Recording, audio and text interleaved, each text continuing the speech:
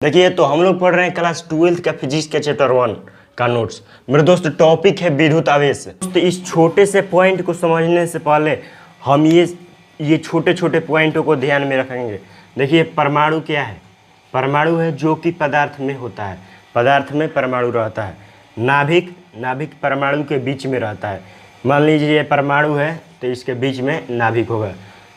और electron proton परमाणु के कण है, मतलब ये परमाणु में ही मौजूद रहते हैं। इलेक्ट्रॉन प्रोटॉन परमाणु में रहते हैं।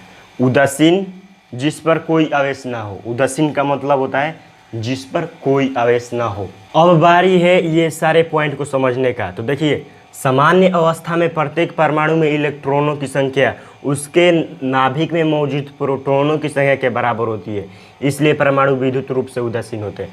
मेरे दोस्त इसका सिंपली कहना यह है कि जितना परमाणु में इलेक्ट्रॉन होता है उतना ही प्रोटॉन भी होता है।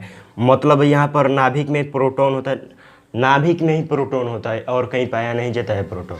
तो देखिए ये प्रोटॉन दो है नाभिक में, तो बाहर भी इलेक्ट्रॉन 2 है, तब ये वस्तु उदासीन होगा, तब ये परमाणु उदासीन होगा। और उदासीन का मतलब आप समझते ही होंगे। उदासीन का मतलब जिस पर कोई आवेश न हो, जिस पर कोई आवेश न हो। मतलब कि सामान्य अवस्था में प्रत्येक परमाणु में जितना प्रोटॉन होते हैं उतना अगर इलेक्ट्रॉन होगा तो वह वस्तु उदासीन होगा, मतलब उस पर कोई आवेश नहीं होगा।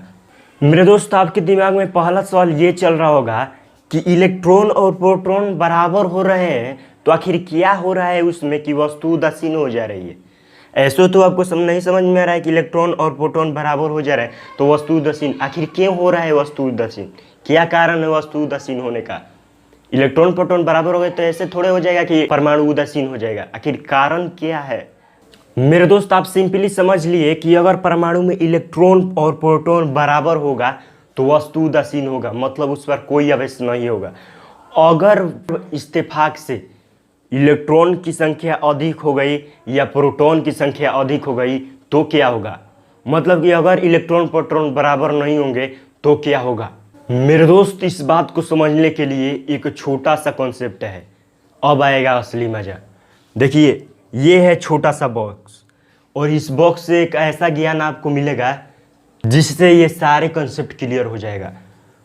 इलेक्ट्रॉन का मतलब होता है ऋणावेश, मतलब इलेक्ट्रॉन जहाँ होगा वहाँ ऋणावेश होगा और प्रोटॉन जहाँ होगा वो धनावेश होगा, वहाँ धनावेश होगा। मतलब इलेक्ट्रॉन के मतलब माइनस होता है, प्रोटॉन के मतलब प्लस होता है। अब देखिए इस पर ये कैसे लागू होता है, आखिर कैसे उदासीन हो रहा है। इलेक्ट्रॉन का मतलब माइनस, इलेक्ट्रॉन का मतलब माइनस, प्रोटॉन का मतलब प्लस, एक और प्रोटॉन है इसलिए एक और प्लस। अब देखिए आप तो मैथ की भाषा में जानते ही होंगे कि माइनस और प्लस मिलकर क्या होता है? 0 होता है, कट जाता है। ये तो आपको दिमाग में होगा ही। तो वही कारण है इस परमाणु में। इस परमाणु में इलेक्ट्रॉन जितना है उतना अगर प्रोटॉन होगा तो वो माइनस माइनस प्लस प्लस करके कट जाएंगे। मान लीजिए एक इलेक्ट्रॉन यहाँ पर है तो एक प्रोटॉन को ये काट देगा, ये कट गया। और एक प्रोटॉन प्लस इधर है, एक माइनस इधर है, तो ये प्रोटॉन इलेक्ट्रॉन के इधर काट देगा। माइनस माइनस माइनस प्लस को काटता है, प्लस माइनस को काटता है। ये मैथ वाली ट्रिक यहाँ पर अप्लाई होगी। इसलिए अब वस्तु में कुछ बचा ही नहीं है। अब नहीं ये ऋणावेश है नहीं ये धनावेश है, इसका मान पूरा 0 हो जा रहा है, मतलब इस पर कुछ अब बचा ही नहीं है।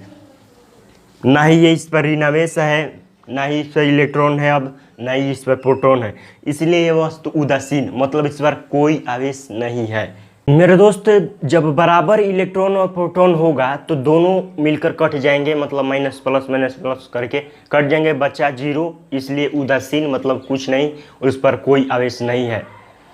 अब हम बात करेंगे अगर हम इलेक्ट्रॉनों की संख्या प्रोटॉनों से ज़्यादा कर देंगे या प्रोटॉनों की संख्या इलेक्ट्रॉनों से ज़्यादा कर देंगे तो आखिर इस परमाणु में होगा क्या? मेरे दोस्त इसके पहले हम लोग देखे थे इलेक्ट्रॉन और प्रोटॉनों की संख्या दोनों बराबर करके। अब देखेंगे कि इलेक्ट्रॉनों की संख्या बढ़ाकर प्रोटॉनों से। तो देखिए यहाँ पर प्रोटॉन हम 2 रखते हैं, हम प्रोटॉन यहाँ पर 2 रखते हैं और इलेक्ट्रॉन यहाँ पर 3 रखते हैं। इलेक्ट्रॉन 3 है, मतलब बेसी है संख्या प्रोटॉनों से।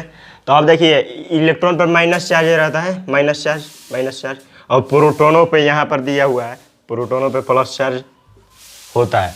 तो आप गणित का भाषा लगा सकते हैं, एक माइनस से एक प्लस गया, दूसरा माइनस से दूसरा प्लस गया। अब इसमें, अब इस परमाणु में, पूरे परमाणु में क्या बचा, आप देखेंगे कि केवल एक इलेक्ट्रॉन ही बच रहा है, मतलब माइनस चार्ज जिस पर है। ये पूरे परमाणु में केवल एक इलेक्ट्रॉन बच रहा है जिस पर माइनस चार्ज है।